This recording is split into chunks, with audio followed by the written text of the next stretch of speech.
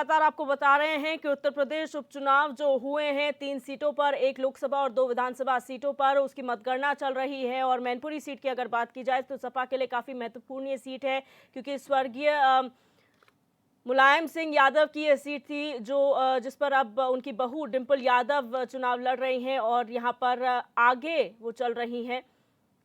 तो कहीं ना कहीं राहत की बात सपा के लिए है, क्योंकि यही कोशिश थी भारतीय जनता पार्टी की भी और सपा की भी कि ये सीट जो है उनके खेमे में चले।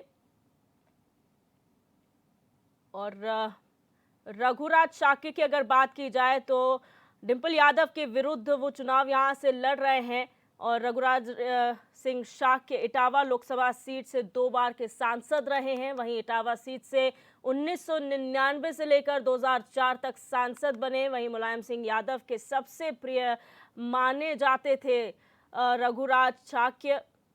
और वहीं मदन भैया की बात की जाए तो खतौली सीट से वो प्रत्याशी हैं और बागपत की खेकड़ा सीट से कई बार उन्होंने चुनाव जीता है। मदन भैया साल 1989 में जेल से अपना पहला चुनाव लड़े थे। 1991 की बात की जाए तो 1991 का चुनाव जनता दल के टिकट पर जेल से ही उन्होंने लड़ा था।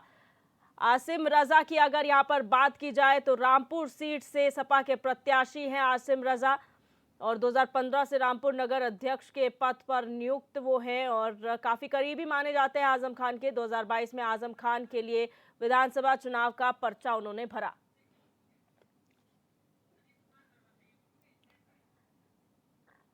और अब सीधे आपको लिए चलते हैं अपने न्यूज रूम, जहां से हमारे सहयोगी मनीष वर्मा हमारे साथ जुड़ चुके हैं। मनीष, काफी दिलचस्प होते जा रहा है ये मुकाबला, क्योंकि मैनपुरी सीट जो कि सपा का गढ़ माने जाती थी एक बार फिर उसी खेमे में जाती हुई नजर आ रही है। वहीं 2 सीटें जो विधानसभा सीटें हैं, खतौली हो या रामपुर, वहां भी सपा कहीं ना कहीं बढ़त बनाती हुई नजर आ रही है। हाँ दिव्यदर्शी, देखिए जिस तरह से उपचुनाव चल रहे थे उसके बाद काफ़ी कैंपेनिंग की गई बीजेपी की ओर से। काफ़ी वहाँ पर कोशिश की गई कि मैनपुरी में, खासकर मैनपुरी में सेंधमारी कर ली जाए और रामपुर में सेंधमारी कर ली जाए, क्योंकि उनको ये लग रहा था खतौली में हम आसानी से जीत हासिल कर सकते हैं, लेकिन मैनपुरी और रामपुर जो है ये सपा का गढ़ रहा है। तो ये था कोशिश कि यहाँ पर अगर हमने सेंधमारी कर ली तो जान लीजिए मतलब एक यूपी में बुनियादी ढांचा हमारा मजबूत हो जाएगा। लेकिन ऐसा अभी होता नजर नहीं आ रहा है। अभी तो फिलहाल टाइम बहुत बाकी है, लेकिन अभी तक ऐसा होता नजर नहीं आ रहा है। लगभग 60,000 वोटों से मैनपुरी में आगे चल रही है डिंपल, काफी अंतराल है। और ये देखिए इसका ये जो वोट पड़े हैं, वोट परसेंटेज ज्यादा नहीं रहे इस बार। अगर आप वोटों की बात करें तो इस बार चुनाव में मतदान करने के लिए लोग बहुत कम आए और इसका भी असर दिखेगा।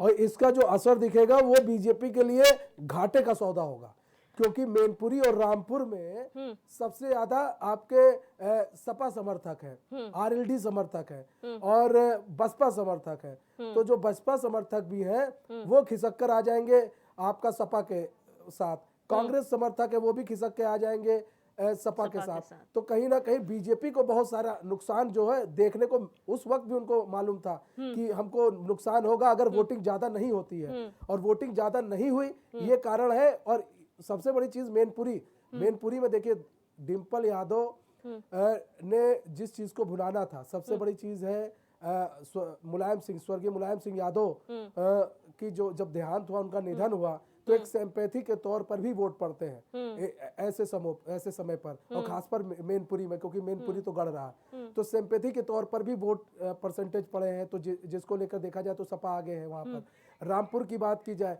तो रामपुर भी एक गढ़ रहा है, एक मुस्लिमों का होल्ड रहा है रामपुर में।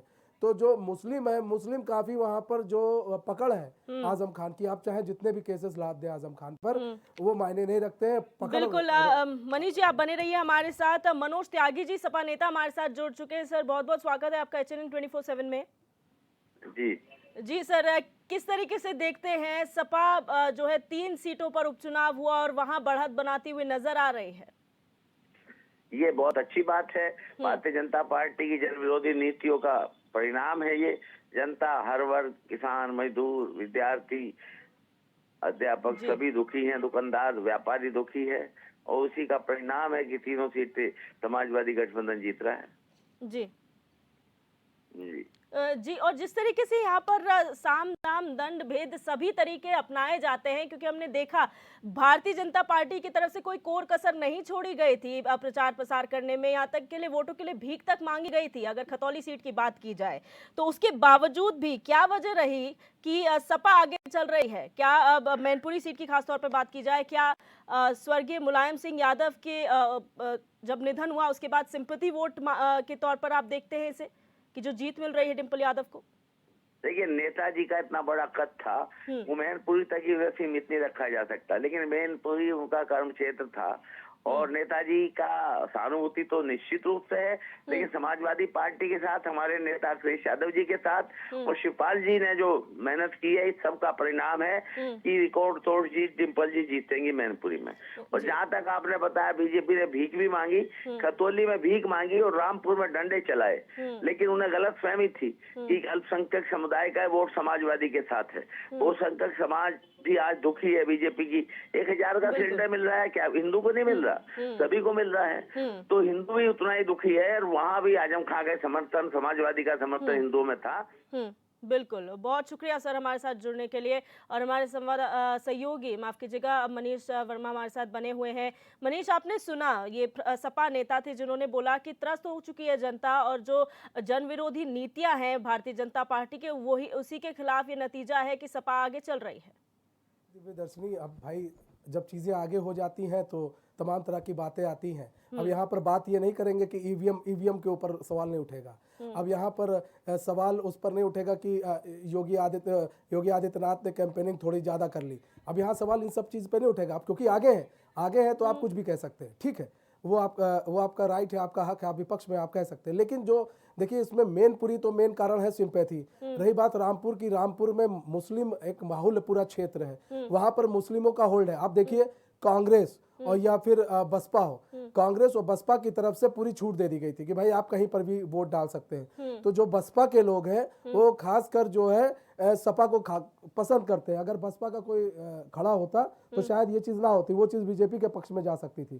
कांग्रेस का कोई खड़ा होता तो शायद पक्ष में जा सकती थी। लेकिन अंदर खाने बात हो गई, इन लोगों की एक बात हो गई कि भाई सपा की तरफ से कोई नहीं लड़ेगा, कांग्रेस की तरफ से कोई नहीं लड़ेगा, सिर्फ 2 लोगों में वहां पर चुनाव होंगे और उसमें जो है जो वोट परसेंटेज है वो कहीं ना कहीं सपा की तरफ गया। और ये एक सपा के लिए संजीवनी का काम भी करेगा, दिव्य दर्शनी आपको बता दे, क्योंकि सपा कई उपचुनाव हार चुकी है लगातार, और ये उपचुनाव अगर जीत जाती है, अभी टाइम काफी है, मैं फिर कह रहा हूँ टाइम काफी है, अगर ये उपचुनाव तीनों सीटें पर जीतती है तो कहीं ना कहीं एक संजीवनी का काम करेगा सपा के लिए। सपा के अंदर एक नई ऊर्जा आएगी, क्योंकि आपने देखा कि मुद्दों को उठाने की बात हो, भले ही प्रमोद त्यागी भले ही बड़ी बातें कर ले, लेकिन जब मुद्दों को उठाने की बात आती है तो जमीन पर कोई भी नेता नहीं दिखता है, चाहे अखिलेश यादव हो चाहे प्रमोद त्यागी हो, कोई भी नहीं दिखा है। गाय बगाए 4 महीने 5 महीने में एक बार कोई दिख जाए तो दिख जाए, वरना नहीं दिखते। बिल्कुल मनीष जी, आगे भी आपसे अपडेट्स लेते रहेंगे और ऐसी खबर पर हम आगे भी अपने जनता को बताते रहेंगे कि क्या अपडेट्स हैं, कितनी मतगणना यहाँ पर हो चुकी है और क्या नतीजे कहते हैं।